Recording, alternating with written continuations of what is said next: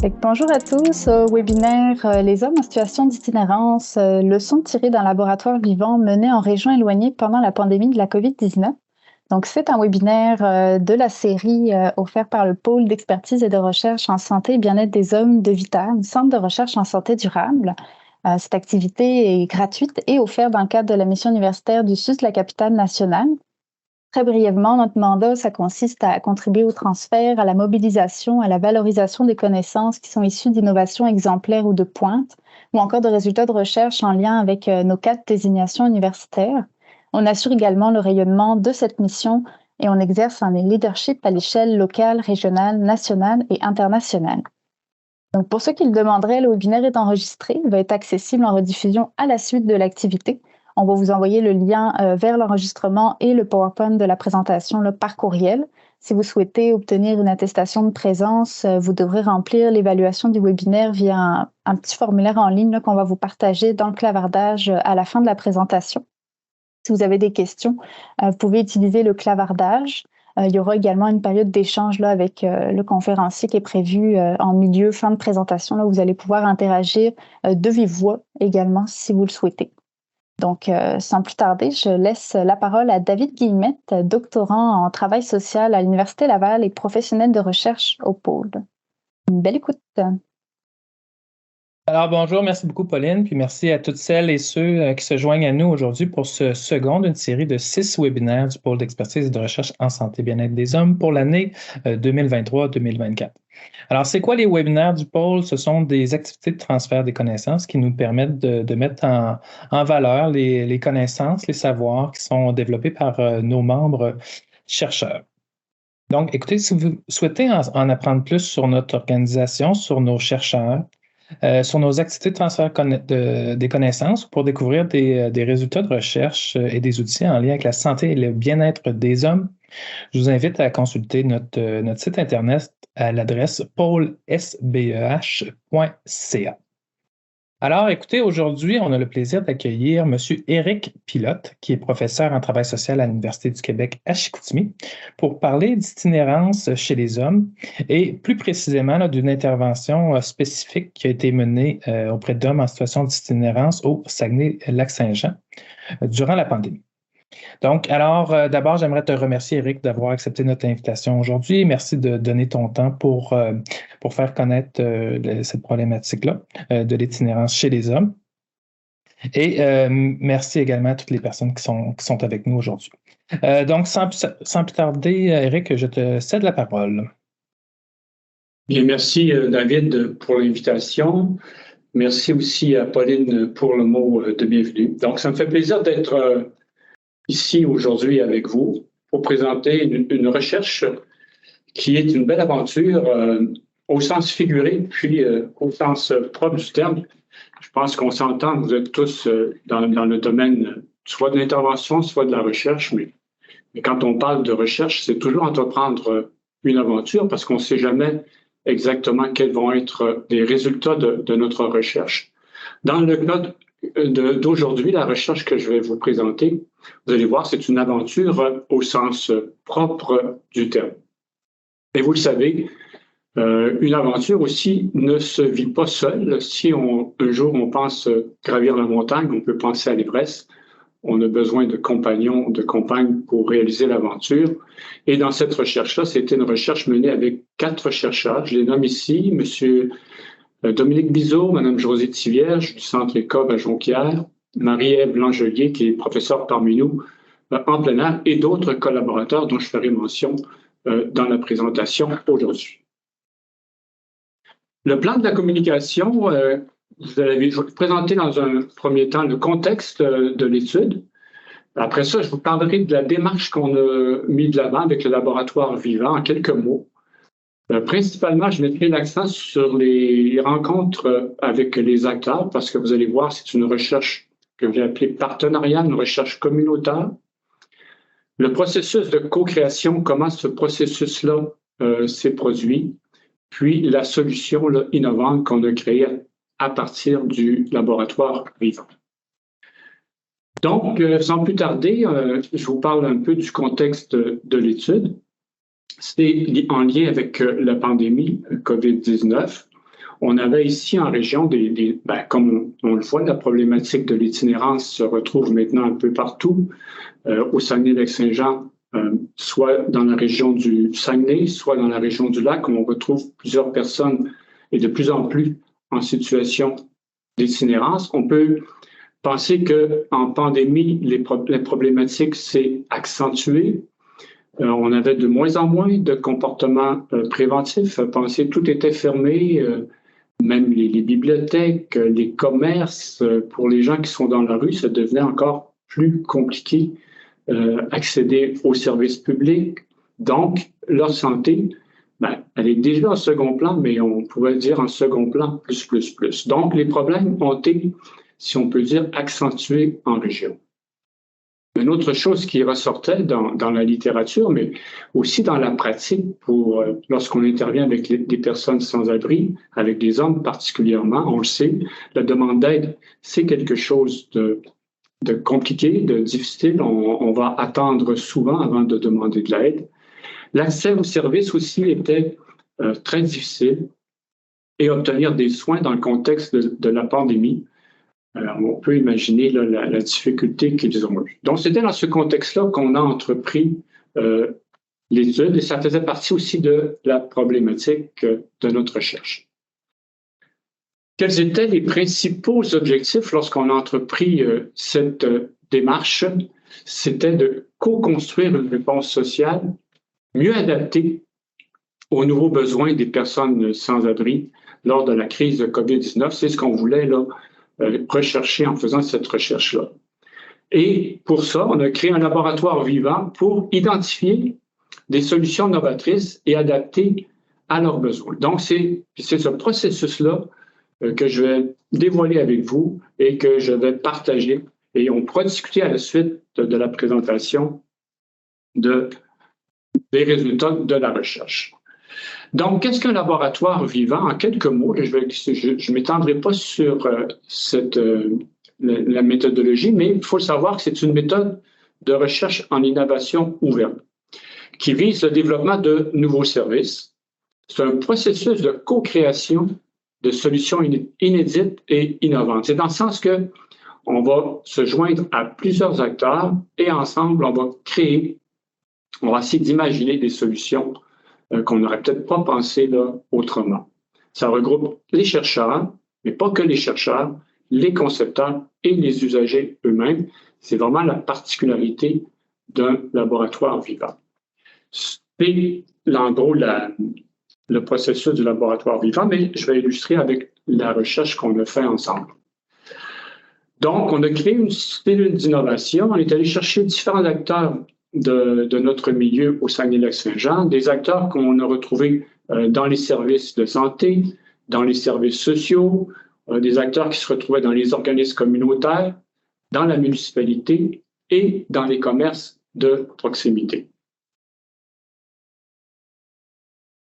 En gros, comment les rencontres se sont produites? Concrètement, c'est qu'on a, dans un premier temps, fait 2 rencontres où on est allé à ce qu'on appelle chez nous au Saguenay, à Chicoutimi précisément. On est allé rencontrer les hommes en situation d'itinérance à la maison des sans-abri.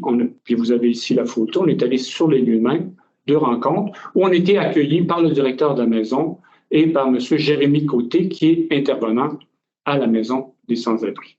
C'est 2 rencontres qu'on a fait avec les personnes sans-abri. Et c'est ajouté à ces rencontres-là 2 autres rencontres. Et là, juste pour illustrer, dans la diapo, vous avez les différentes personnes qui ont participé à la recherche. Puis comme j'avais dit, c'est vraiment une recherche en partenariat. On avait du CIUS, un ergothérapeute, M. Réaume, du Café Cambio, parce qu'on est allé chercher aussi des personnes là, qui étaient dans les commerces de proximité, une serveuse du Café Cambio. Il faut savoir que sans ce petit café-là, c'est intéressant. C'est un café qui est un peu une coop. Puis, bon, ils accueillent là, régulièrement les personnes sans abri. Ils vont même leur offrir là, des repas.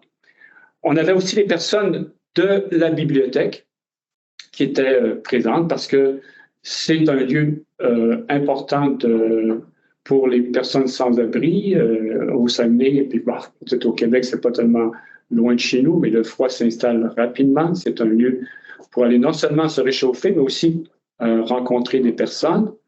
On a interpellé Mme Patricia Blackburn, qui est un professeur en activité physique, Mme Marie-Ève Langelier, qui est un professeur en intervention nature et aventure à l'UQAC.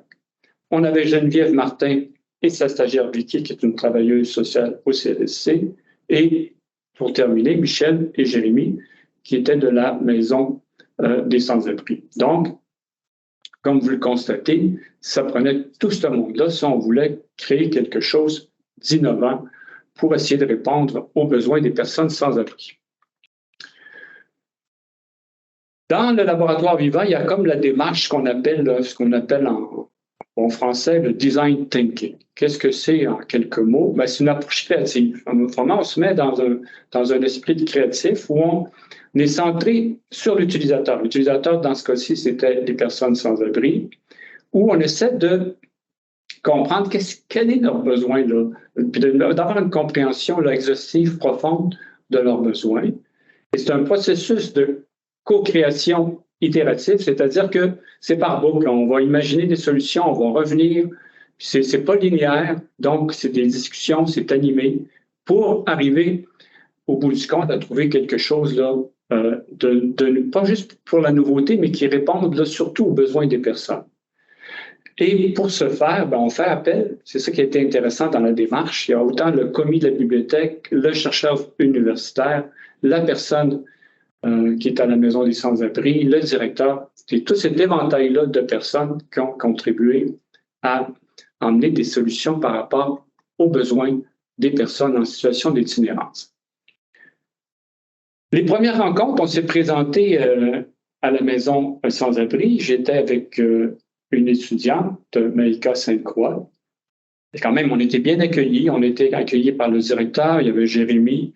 Donc, on entrait, on voulait aller chez eux.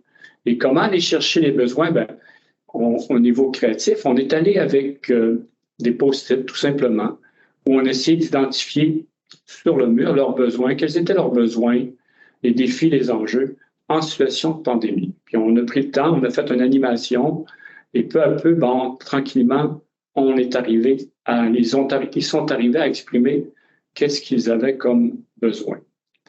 Et par la suite, ce qu'on a proposé comme démarche, c'était qu'ils votaient sur leurs besoins les plus importants. Donc, il y avait les 3 problèmes, ils avaient identifié avec les post-it les problèmes qu'ils considéraient les plus pertinents pour eux, les problèmes ou leurs besoins. Donc, c'était une première rencontre avec les personnes sans abri. Les résultats, en gros, je vous les dévoile. Qu'est-ce qui est ressorti? Évidemment, il y avait plusieurs manques. On peut l'imaginer en eau potable, même en pandémie, tout était fermé, c'était compliqué d'avoir de l'eau, des endroits chauds, évidemment.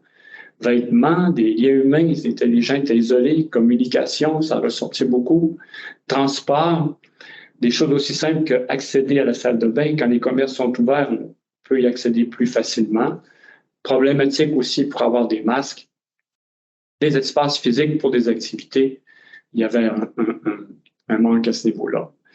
Je l'ai illustré avec une image, mais ce qui nous a surpris, qu'on n'avait peut-être pas vu, puis qui a été bien identifié par les personnes sans abri, c'est un manque de divertissement. Je vais revenir là-dessus, mais ce besoin-là, avec les post-it, a ressorti très fort. La deuxième rencontre qu'on a fait avec eux, pour essayer de comprendre leur situation, ils ont beaucoup parlé d'une routine là, déprimante, anxiogène. J'ai illustré ça par le hamster dans la roue. Il y a un petit hamster qui tourne continuellement. Pas de possibilité, nous disait-il, de relever le défi. Les animaux, parce que des fois, ils ont des animaux, certains d'entre eux, puis bon, on ne pouvait pas les emmener dans les endroits. On avait aussi les artistes, pendant qu'on est allé les voir, il y en a qui sculptaient, puis bon, mais ils n'ont pas de place non plus pour exprimer leur talent, leur art, c'est pas possible. Et pratiquer des sports sont tellement en mode survie que, ben là, puis ils aimeraient avoir ce genre d'activité-là, mais la situation dans laquelle ils vivent les empêche de pratiquer des sports qu'ils avaient déjà pratiqués auparavant. Ça a été illustré par nos personnes sans abri, mais on parlait de pratique de sport, mais pour eux, toute leur maison est cantonnée dans un pack-sac, là. Et c'est toute leur énergie consiste à traîner ce pack-sac-là et à surveiller de près parce qu'ils peuvent se faire voler aussi du matériel. Puis ils n'ont pas beaucoup de lieux pour déposer ce matériel-là d'une façon sécure. Donc, il reste peu de place pour les arts et le sport. Quand on a commencé à amorcer à travers l'équipe de laboratoire vivant, puis d'essayer d'imaginer des solutions intéressantes, là, ce qui a commencé à ressortir, c'était des activités hors zone, des expéditions, en tenant compte effectivement des besoins des personnes. Peut-être il y avait élaboré l'idée d'un centre récréo-sportif, l'idée de trouver des amis, briser la solitude, c'est des choses qui ressortaient. Une fois qu'on a fait le tour avec les personnes sans abri, on s'est rencontré l'ensemble des partenaires que j'ai élaborés tout à l'heure. Et de ces rencontres-là, il y a eu des propositions des partenaires pour le divertissement parce que c'était quand même le besoin le plus important qui avait ressorti lors de nos rencontres avec les sans-abri. Ce qui a commencé à émerger, c'était l'idée d'un partenariat avec des clubs sportifs pour la gratuité. On avait pensé aussi repas causerie, café cambio, qui permettrait de rassembler des gens. Et peut-être aussi une autre idée qui avait émergé, avoir plus de ressources à la bibliothèque. Puis je voyais dans les journaux récemment, là, de plus en plus, on met des travailleurs sociaux dans les bibliothèques parce que justement, il y a des besoins là, importants de ce côté-là. Et les bibliothèques, c'est quand même un lieu public où on peut se rencontrer. Bref, une première là, idée de solution pour répondre aux besoins de divertissement de nos personnes en situation d'itinérance. Dans les constats suite à nos discussions, ce qu'on remarquait, c'est que les hommes ont un grand esprit de solidarité entre eux. Il y avait une générosité, excellente capacité d'adaptation et de débrouillardise. On peut penser la survie avec un pack-sac dans la rue, c'est quand même pas simple. On imagine tout ce que ça peut prendre pour survivre. Ils ont des ressources à ce niveau-là. Si on voulait faire quelque chose, il fallait faire rapidement, maintenant, en incluant évidemment les personnes sans abri. Puis, si on voulait trouver quelque chose d'innovant, on avait avantage à créer des liens entre les différents partenaires. Tel un constat qu'on faisait. La deuxième rencontre, avec les partenaires, des points qui ont ressorti de nos conversations, on est toujours dans la démarche là, d'un laboratoire vivant, essayez de vous imaginer où il y a différentes personnes qui discutent. On ne voulait pas créer d'autoroute en parallèle. C'est-à-dire, on voulait pas, si on faisait du sport, on ne voulait pas que les personnes en situation d'itinérance fassent du sport seulement entre eux. On voulait qu'ils soient intégrés dans ce qui existe déjà et dans la communauté. Dans ce sens-là, il y avait une visée d'insertion sociale des personnes en situation d'itinérance. En partenariat, on voulait que ce soit avec des structures déjà existantes.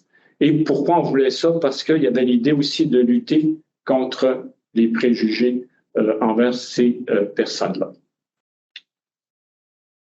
J'ai illustré ici à travers le diapo là, le processus de co-création. C'était imagé avec des crayons, des pancartes. L'idée, c'est de faire quelque chose de créatif. Il n'y a pas une façon de mener un laboratoire vivant, mais c'est de donner la parole aux personnes puis de laisser aller ces talents créatifs de différentes façons. Mais nous, on a utilisé entre autres les pancartes, les cris qu'on a présentés. Ça a permis quand même de penser des solutions intéressantes. Les idées qui ont été avancées, c'est que partenariat avec la Société des transports du Saguenay, de se mettre ensemble pour transporter les gens, de créer un partenariat aussi avec la ville, parce que c'est une problématique aussi que les municipalités rencontrent. On va essayer différentes activités pour voir comment on va expérimenter dans des activités, puis on va regarder le fruit de cette expérience-là. On trouvait important que ce soit en continuité, pas seulement réalisé une fois. Puis on parlait aussi d'un reportage vidéo-photo. Bref, on est toujours dans un processus de co-création.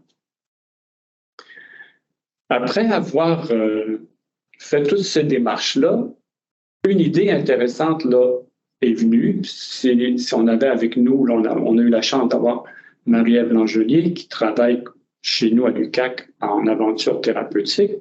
Et il y avait 3 étudiants dans un diplôme d'études spécialisées, justement en aventure thérapeutique. Et on a fait appel à eux, à ces 3 étudiants-là, où là, on pourrait faire parce que c'était en lien avec le divertissement, avec le besoin, créer une aventure, peut-être là, de réinsertion sociale et d'autodétermination qui permettrait justement aux personnes des sans-abri d'avoir quelque chose qui leur permettrait plaisir et divertissement, de créer aussi une appartenance et un sentiment de compétence. C'est ce qu'on avait comme idée là, quand on a rencontré les 3 étudiants de cette formation-là. Comment on a commencé à mettre en place cette solution-là qui nous apparaissait nouvelle. Et pour se préparer, on a, avec les personnes sans-abri, on leur a distribué des sacs de sport, soit dit en passant, qui étaient très appréciés parce que on peut penser que c'est des personnes qui manquent souvent de beaucoup de choses. Donc, le fait d'avoir pu recevoir un sac de sport, c'était très apprécié. Ils sont allés, ce qu'on appelle chez nous, il y a une ancienne église qui est convertie en Petracourx, en place pour faire de l'escalade. On les a amenés là. Et c'était intéressant parce que les personnes sans-abri, rôdaient autour de cette église-là, mais n'avaient jamais eu l'occasion, par manque de moyens, d'entrer dans cette église-là convertie en escalade, de réaliser on le voit sur la photo, là, une personne sans-abri qui monte un mur. Et c'était très apprécié pour eux de pouvoir là, accéder à ces murales-là pour justement se dépasser et éventuellement être reconnus aussi par les personnes qui les accompagnaient. L'activité principale qui a été là, à la fin, quand même, je vous dis ça rapidement, mais l'activité principale là, qui a été réalisée, c'était une randonnée avec une nuit en forêt où il y a eu un montage de campement. Les personnes sans-abri ont pu faire du canot. Et il y a eu un photo-reportage qui a été réalisé. D'ailleurs, les photos que je vous montre, c'était des photos qui ont été là, prises là, par les personnes en situation d'itinérance. Donc, voilà la mise en place, en gros, de la solution. Quelques retombées rapidement que je vous présente d'avoir mis en place cette solution-là, c'est que les personnes sans-abri ont pu réaliser du plaisir. Évidemment, c'était leur besoin qui était recherché. Et je regarde, je n'en vois un ici, là, ce qui me mentionne. Je m'attendais à avoir du fun, puis on en a eu. Effectivement, ces personnes-là, les sortir de la rue pour se retrouver dans une activité plein air, ça a permis un réel divertissement là, pour eux. Sentiment d'appartenance aussi, une des retombées. Là, je cite là, les personnes sans-abri. Je me suis intégré en masse, disait-il, puis c'était plaisant. Un autre disait, puis on le voit dans la photo, le regard, là, il y a encore du bon monde. On avait un jeune là, étudiant avec une personne sans-abri. Il y a des connexions qui se sont faites entre intervenants et personnes sans-abri et de constater qu'il y a encore la possibilité de lien social. C'était une bonne nouvelle pour les personnes. Sentiment de compétence, on les a impliqués dans les tâches. Ça peut être réaliser le feu, monter la tente, et c'est une reconnaissance d'une certaine façon de leur capacité. Et ça faisait longtemps pour eux qu'ils n'avaient pas été reconnus à ce niveau-là. Puis de voir les autres sous un autre angle aussi, ils sont ensemble, et de les voir réaliser certaines réussites, ben, ça c'était quelque chose de valorisant. Voir leur force, on le voit sur la diapo, là, que la photo, d'avoir escaladé ce mur-là, il y a une fierté qui est manifeste dans la photo. Ça favorisait aussi une certaine autodétermination. Encore là, j'ai une citation, une nouvelle énergie, quelque chose que j'avais perdu, le poids de la vie. Hein, je pense que le poids de la vie, on peut imaginer que c'est lourd pour eux. Tellement qu'hier, aujourd'hui, j'ai réglé mes problèmes avant qu'ils arrivent. Quand même intéressant de le constater. Une consommation pendant 3 jours. Est-ce que la personne a arrêté totalement? Je ne peux pas aller jusque-là, puis je ne pense pas, mais quand même, il y a eu ces effets-là. Il y en a un qui lui a permis de trouver un emploi. Donc, des retombées là, à travers cette petite aventure-là, drôlement, là, selon nous, intéressante. Ce qu'on a pu observer après, c'est peut-être un pari d'interprétation que je fais, puis que j'ai fait aussi avec l'équipe à la suite de l'aventure. On peut dire que cette aventure-là, en plein air et dans le fait d'avoir fait l'escalade, c'est la création d'une dynamique d'entraide. On a permis, d'une certaine façon, aux personnes en situation d'itinérance. Puis quand je dis on, là, je m'adresse surtout à nos étudiants. Il y avait une infirmière aussi qui les accompagnait, il y avait un guide, il y avait une travailleuse sociale. Et là, je rends témoignage à tous ces jeunes-là qui ont été présents dans l'aventure thérapeutique. Mais ce que ces intervenants ont fait, c'est qu'ils ont permis aux personnes en situation d'itinérance de passer de receveur à donneur. Et ça, c'est quand même là l'aspect intéressant et très valorisant parce qu'ils pouvaient contribuer à cette aventure thérapeutique. Ils pouvaient aider au feu de camp à monter la tente, aider aussi les intervenants à réaliser l'intervention. C'est une certaine forme de reconnaissance de leur dignité. Et quand on met en branle cette dynamique-là, puis là, on pourrait citer M. Mars, M. Godbout, quand on se met dans cette dynamique-là du donner, recevoir, rendre, il y a un lien social qui se crée, les liens sociaux se renforcent et c'est ce qui a été expérimenté dans cette aventure thérapeutique. D'ailleurs, le photoreportage, là, c'est le fruit de leurs photos et on le voit là, comment les gens, il y avait un bon esprit à travers le feu de camp, ils ont contribué. Et là, je citais l'auteur, Mme Sartou, juste une philosophe, mais elle disait « Rendre à l'autre la possibilité de donner permet sa rédemption ». Et c'est ce que l'expérience en nature a permis pour plusieurs de ces personnes-là.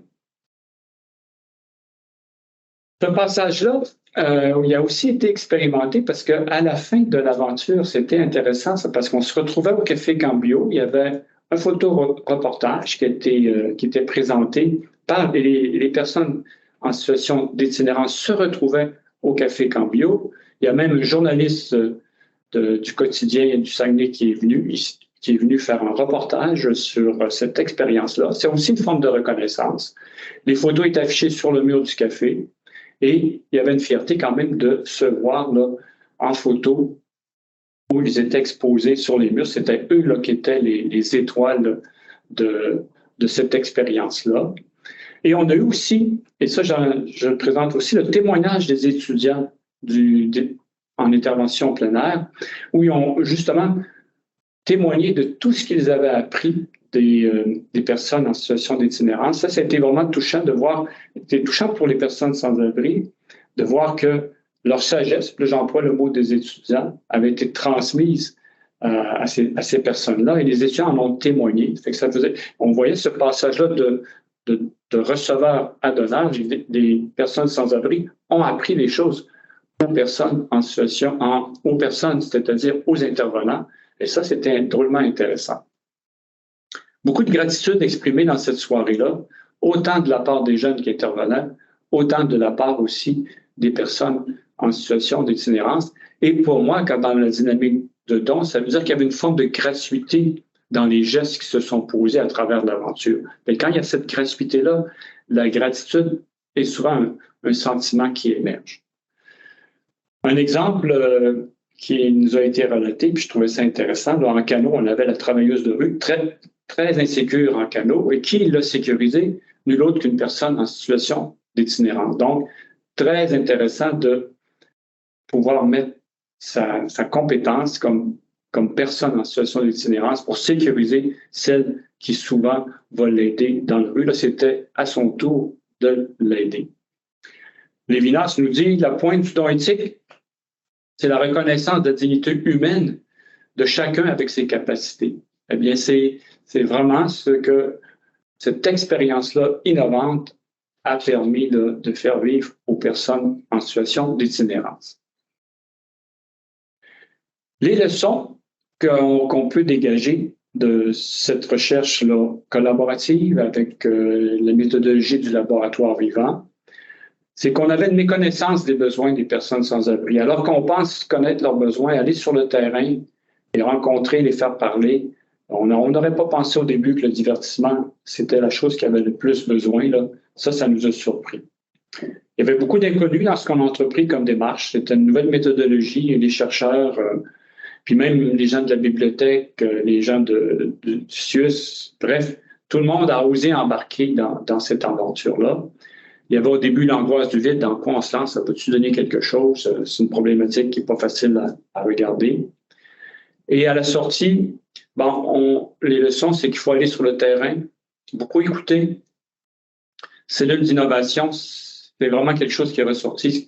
Pour nous, c'est quelque chose à refaire, à se mettre ensemble. Imagination, création, des choses comme on ne pense pas. Leadership et audace devant l'adversité, devant la problématique de la rue, des fois, on peut être bouche bée, mais il faut quand même être audacieux. Des acteurs, ça, c'était vraiment culminant pour nous, réunis sous le même toit, d'horizons différents, de générations différentes aussi, d'avoir des jeunes, d'avoir des commis de bibliothèques, des professeurs, des travailleuses sociales, des médecins. Bref, tout ça a contribué à faire en sorte qu'on puisse trouver des solutions là, innovantes. Prospective, qu'est-ce que cette recherche-là annonce? C'est intéressant parce qu'il y a un financement quand même qui est au CIUS du Saguenay-Lac-Saint-Jean pour 3 ans. Donc, ce projet-là va pouvoir se continuer. On veut aussi documenter ce projet, le fait de faire vivre d'aventure à d'autres personnes sans abri. On veut continuer à améliorer cette solution-là pour pouvoir éventuellement la partager avec d'autres municipalités, d'autres CIUS, d'autres CLSC. Et à ce titre-là, je vous montre un peu, Alexis, là, c'est une nouvelle production gouvernementale, mais c'est un peu, on voyait beaucoup ça pour les brevets dans les sciences pures quand on invente quelque chose, mais maintenant, le gouvernement du Québec, à travers ce médium-là, Alexis, on peut breveter des projets sociaux aussi. Alors, on est en train de travailler avec Marie-Ève et Dominique pour faire breveter d'une certaine façon, je dis breveter entre guillemets, cette expérience-là pour qu'elle puisse être exportée dans d'autres milieux, faisant en sorte qu'une travailleuse sociale de rue à Québec, par exemple, décide de faire appel à ce projet-là pour le mettre en branle là, avec des personnes quand même qui sont compétentes, un médecin qui travaille avec des jeunes cancéreux. Bref, différentes personnes qui pourraient utiliser ce genre de projet-là pour répondre aux personnes en situation d'itinérance. Gratitude, je trouve ça important de le mentionner à la fin. Vous voyez bien, je pense être consciente qu'une recherche comme ça peut pas, je l'ai dit dès le début, ne peut pas exister sans la part de plusieurs collaborateurs. Je les nomme ici là, à l'UQAC, on a eu Dominique Bizot, qui est professeur, Marie-Ève Langelier, qui est médecin, mais qui est professeur de plein air aussi, Christine Bergeron-Leclerc, qui est professeure en travail social, Catherine Flynn, professeure en travail social. On a aussi du Cégep de Jonquière, José Thivierge, du groupe École. Et les étudiants du DES que je nomme, parce que sans eux, on est conscient que c'est eux qui sont partis en forêt et qui ont réalisé toute cette aventure-là. Honnêtement, ça prend beaucoup de leadership, beaucoup d'audace et beaucoup de bagage aussi. Julien Choquette-Daigneault, Catherine Blais, Paul Saint-Pierre, on avait une étudiante qui s'est jointe à cette aventure-là et pour elle, c'est un premier pas dans la nature, une belle réalisation. Luc Boissonneau, qui est du CIUS, on a eu besoin d'infirmières pour accompagner les personnes.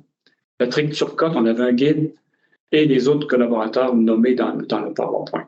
En gros, je tenais à les remercier. J'aurais fini, David et Pauline. Ben, Éric, merci beaucoup pour ta belle présentation. Vraiment, c'est un beau projet qui nous offre des belles solutions innovantes à une problématique d'actualité et qui risque de croître là, dans les prochaines années. Pauline, avais-tu un mot à rajouter avant qu'on passe à la période des questions? Non, on peut y aller. J'ai invité les gens là, à poser leurs questions dans le clavardage ou si vous le souhaitez, on peut vous autoriser d'activer votre micro là, si vous voulez discuter là, de façon un peu plus interactive. Là. Interactif parce que je ne vois rien dans le clavardage. Là, Je vais t'en faire la lecture là, s'il y a des questions dans le clavardage. Alors, c'est le moment de la période des questions. Je vous invite à poser vos questions, comme disait Pauline, soit dans le clavardage ou de vive voix là, en levant la main.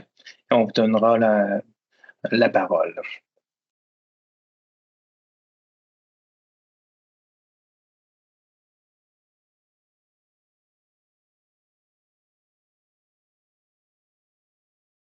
Alors, on aurait une main levée de Marie-Pierre Côté. Alors, je vous invite à poser votre question.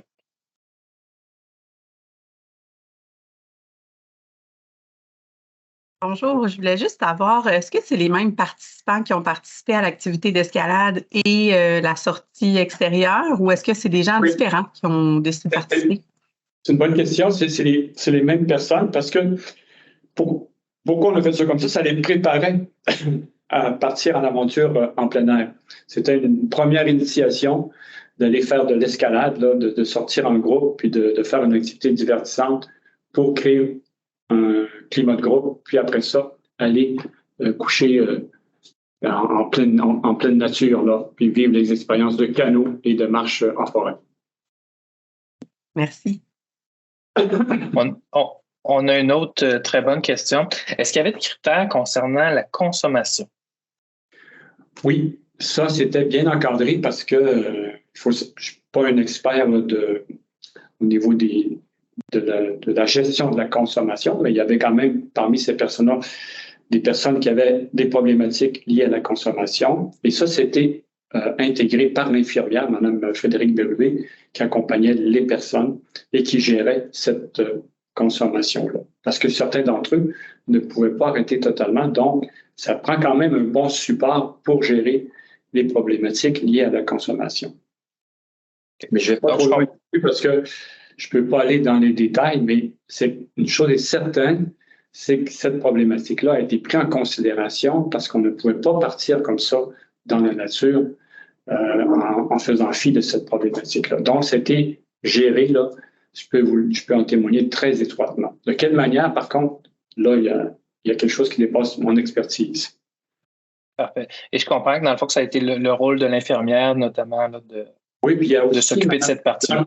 Mme Langelier, qui est prof chez nous, qui est médecin, donc qui a travaillé en collaboration. Et sur ce détail-là, si jamais il y avait besoin de plus de détails, ben moi, je pourrais, là, en m'écrivant, vous référer là, à Mme Langelier ou Mme Bérubé, là, qui pourrait donner l'information appropriée. Un peu en lien avec ça, comment s'est fait le choix des participants, des hommes en situation d'itinérance qui ont participé?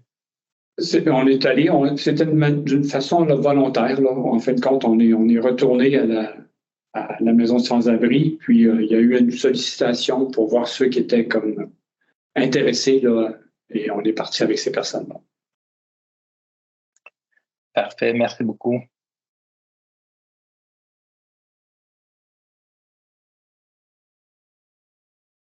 Donc, je vous invite à poser vos questions dans le chat ou en levant la main.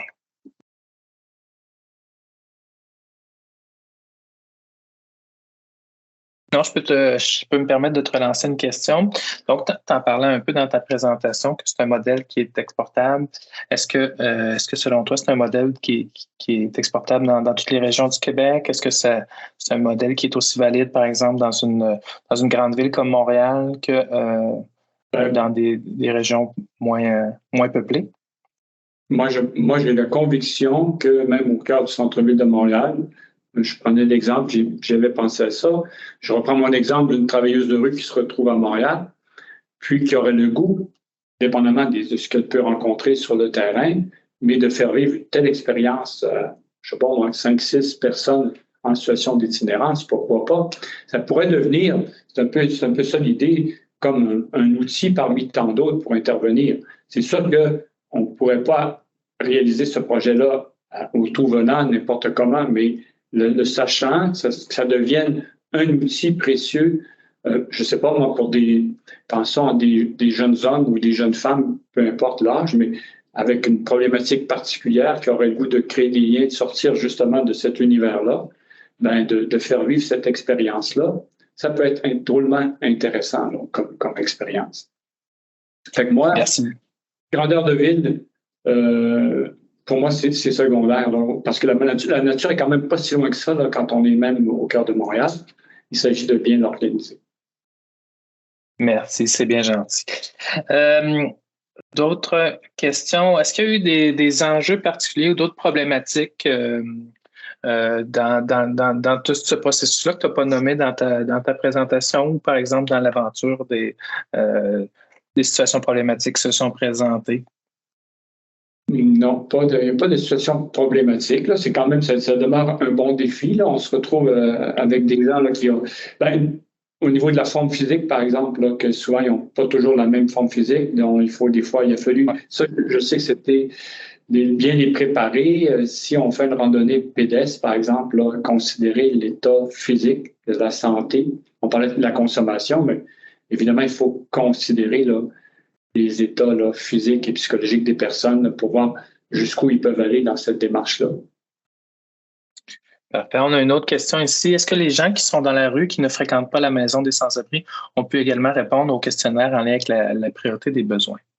Non, pour nous, là, cette démarche-là, ça a consisté à rencontrer les gens qui fréquentaient la maison des sans-abri. Puis, quand on est allé les rencontrer, c'était les personnes dans la rue qui fréquentaient la maison des sans-abri. Il faut dire que Chicoutimi, les personnes en situation d'itinérance se retrouvent quand même pas mal au centre-ville et la majorité se retrouve de temps à autre à la maison des sans-abri. Fait qu'on avait quand même, à chaque fois, on avait une vingtaine de personnes quand même là, qui étaient présentes là, à nos rencontres avec les personnes. Donc, c'était quand même intéressant. C'est pas une recherche là, quantitative, là, vous le voyez bien, là, mais c'est plus une expérience qualitative qui est intéressante, qui mériterait, selon nous, là, d'être reproduite et qui pourrait répondre là, à des besoins, du moins c'est notre posture, à d'autres personnes dans d'autres régions.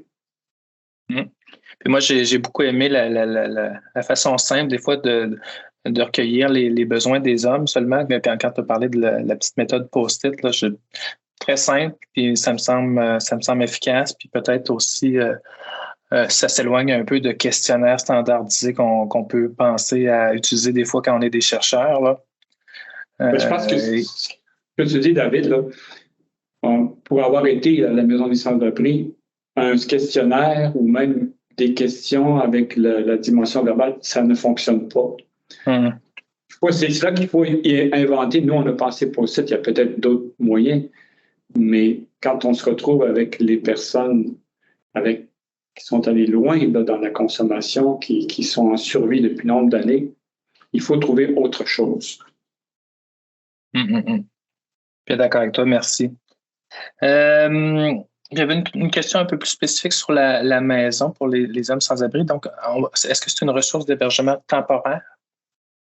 Oui, c'est une ressource d'hébergement temporaire. Il faut savoir aussi que quand on a fait le projet, cette maison-là existait, elle existe toujours, mais il y a eu une nouvelle construction à Chicoutimi. Maintenant, c'est un nouvel établissement où là, il y a de l'hébergement de plus longue durée maintenant à Chicoutimi.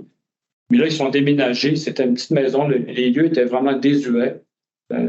Pour y avoir été, ça n'avait pas beaucoup de sens. Là. Et là, maintenant, il y a les sœurs une communauté de sœurs qui a déménagé, qui se retrouvent dans la communauté. Il y a eu une reconstruction, évidemment, mais c'est actif depuis environ là, 2 mois. Bien, merci beaucoup. Alors, est-ce que vous avez d'autres questions par le chat ou des personnes qui aimeraient lever la main? Je vous invite à le faire. Peut-être en attendant, je peux te relancer une autre question, si tu me permets. Dans tout ça, on parle d'hommes en situation d'itinérance. Qu'est-ce que ça t'a appris au niveau des masculinités? Qu'est-ce qui est ressorti? Est-ce qu'il y a des aspects qui t'ont particulièrement frappé au niveau de plus la construction sociale, par exemple, des masculinités ou d'autres choses par rapport à ça, en lien avec peut-être l'itinérance? Ben, un point qui a ressorti, puis que j'avais mentionné dans une diapo, David, c'était l'idée de demander de l'aide, c'est pas évident. Ce qui a ressorti beaucoup, dans leurs besoins, il y en a beaucoup qui ont évoqué le sport, qu'ils ne pouvaient plus faire, le divertissement. Et le fait de permettre ça à nouveau pour ces gars-là, ça leur a permis de se retrouver dans une activité ludique, là, de défi comme gars. Je pense que ça, l'aspect. Mais en même temps, à travers ces activités-là à l'extérieur, ils ont pu se dépasser et découvrir des aspects qui étaient au-delà de leur masculinité, là, parfois toxique, c'est-à-dire l'entraide est arrivée, la reconnaissance, le plaisir. Ils ont été aussi touchés, l'expression des émotions. Quand les jeunes ont témoigné au Café Cambio, j'étais présent. C'est très émouvant, honnêtement. J'en parle ici, mais moi, j'ai pleuré en écoutant ce que les jeunes témoignaient. Puis les personnes en situation d'itinérance aussi ont vécu cette charge émotive-là. Donc, ça a permis, à travers la nature, à travers l'escalade, d'exprimer des parties d'eux-mêmes qui étaient depuis longtemps enfouies, là. Et ça, c'était quand même fort intéressant. Derrière la cuirasse du fond de l'homme, il y a quand même, à travers ce jeu-là, on permet de libérer, du moins, certaines émotions. C'est intéressant. Puis surtout avec des hommes qui sont tout le temps en mode survie, là, de ce que je comprends de ta présentation, puis d'autres travaux qu'on a vus sur les hommes et les hommes en situation d'itinérance, et tout ce mode de survie-là qui est fatigant. Un témoignage d'un itinérant, quand il regardait le jeune qui était en aventure, il disait « J'ai pu constater qu'il y avait encore des hommes bons. » Je trouvais ça le fun. Ouais. Il reconnaissait chez l'intervenant, le jeune qui était en plein air, de la bonté. Il a contacté quelque chose d'intéressant comme relation humaine. C'est encore possible parce que, comme tu sais, dans la vie, c'est dur. Mais là, de voir que la bonté est encore possible comme expérience humaine, c'est constructeur. C'est drôle, là, ça me ramène aussi un peu à ce que la pyramide de Maslow puis la pyramide des besoins. Hein. Ce que dit Maslow, c'est qu'il faut se soucier d'abord des besoins physiologiques primaires avant de pouvoir se soucier d'autres besoins plus élevés comme le sentiment d'appartenance ou autre. Et ça me fait penser que ces gars-là sont tout le temps en mode survie, donc les autres besoins deviennent moins déterminants un peu de leur comportement. Puis là, un peu avec ce que vous leur avez offert, ça leur a permis de prendre du temps pour leurs autres besoins qui sont importants, dans le fond, pour eux. Là. Si tu me permets, Mais ce que tu dis, comme quoi il ne faut pas toujours se fier à une théorie puis de se mettre à l'écoute des personnes. Des fois, ça questionne les théories qu'on a dans le coco. Oui, absolument, quand on sort sur le terrain.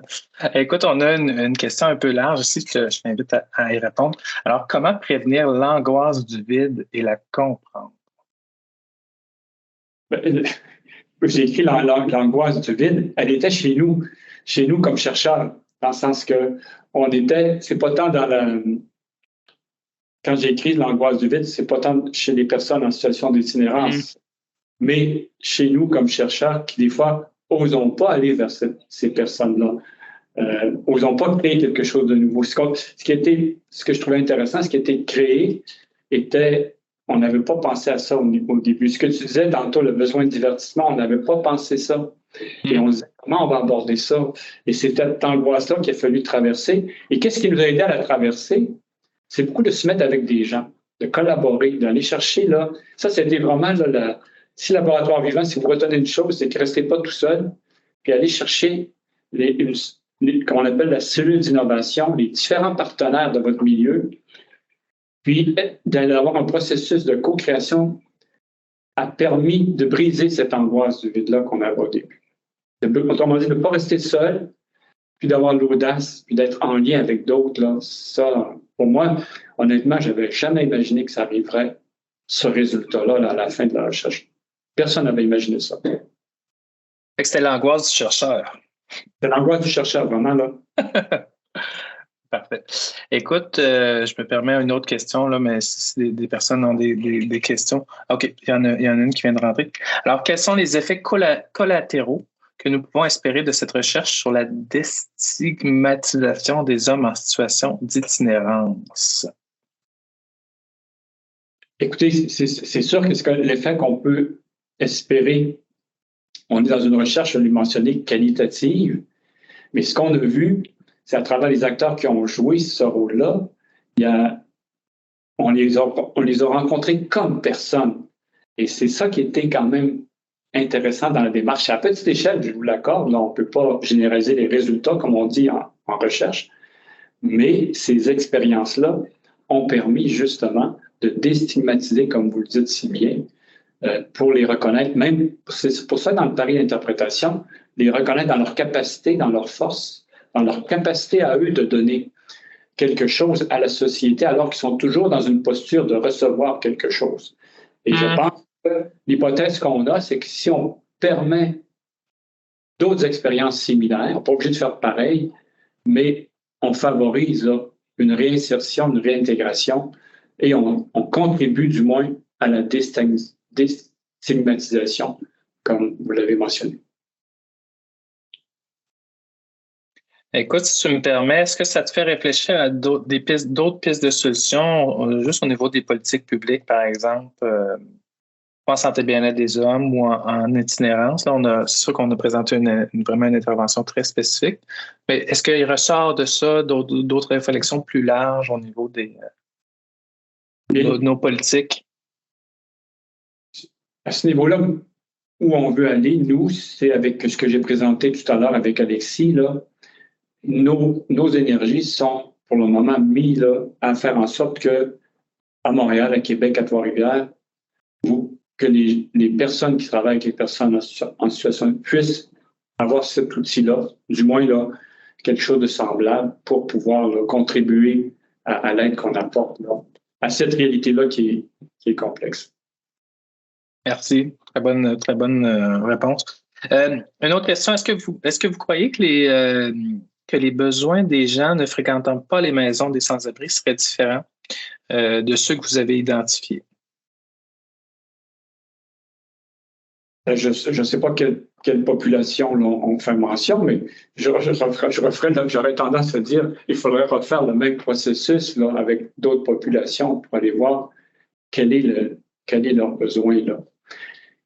Cependant, il y a un lien que je peux faire par contre, parce qu'il y a quand même une expertise qui s'est développée ici à l'UQAC là, en aventure thérapeutique avec des jeunes qui ont le cancer ou des personnes même plus âgées. Là. Le fait de partir en forêt contribue à créer une atmosphère particulière qui fait en sorte que les gens puissent, par exemple, là, pour le cancer, puis je ne suis pas un expert, il y a des professeurs chez nous qui sont experts à ce niveau-là, mais qui peuvent voir qu'ils sont plus que le cancer qu'ils ont, créer des liens, de briser l'isolement. Toute cette aventure-là thérapeutique, à mon avis, mérite d'être considérée dans plusieurs situations, plusieurs problématiques. Mais là, il y a plusieurs choses qui sont expérimentées là, autrement. J'ai parlé de jeunes avec le cancer. Et il se vit des choses quand même étonnantes. Là.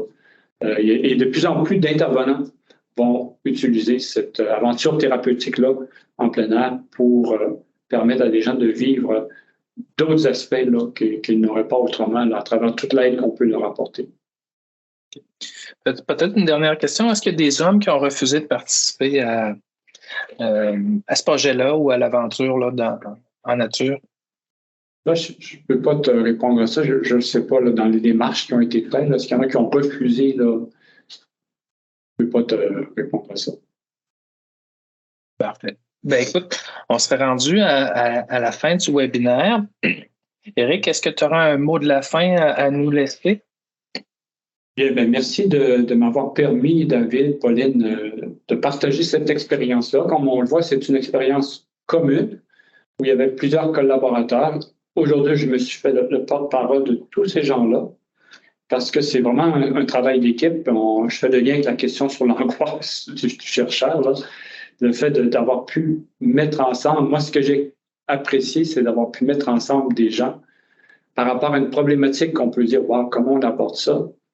ben, là, on a trouvé quelque chose. On n'a pas trouvé la solution, mais on a trouvé un élément intéressant là, pour ces personnes-là particulièrement. Et donc, je vous invite à nous interpeller les différents intervenants parce que nous, on travaille là, actuellement pour que ce projet-là puisse être réintroduit ailleurs pour répondre à ces besoins-là. Et là, on est toujours en processus d'invention en tenant compte effectivement de votre milieu et de vos besoins. Là, il y a tout un processus qui pourrait être fait à travers la province là, pour bonifier ce projet-là. Vraiment. Écoute, Éric, on a beaucoup de messages de remerciements dans le chat là, pour dire que c'est très inspirant comme projet. Puis merci d'avoir osé, puis merci d'avoir partagé aujourd'hui là, tes connaissances avec nous sur le modèle du Living Lab, mais aussi sur les hommes en situation d'itinérance. Moi, je tiens à te remercier vraiment. Là, je trouve ça aussi très inspirant comme modèle. Je trouve ça innovant. Puis j'ai beaucoup aimé ta présentation d'aujourd'hui.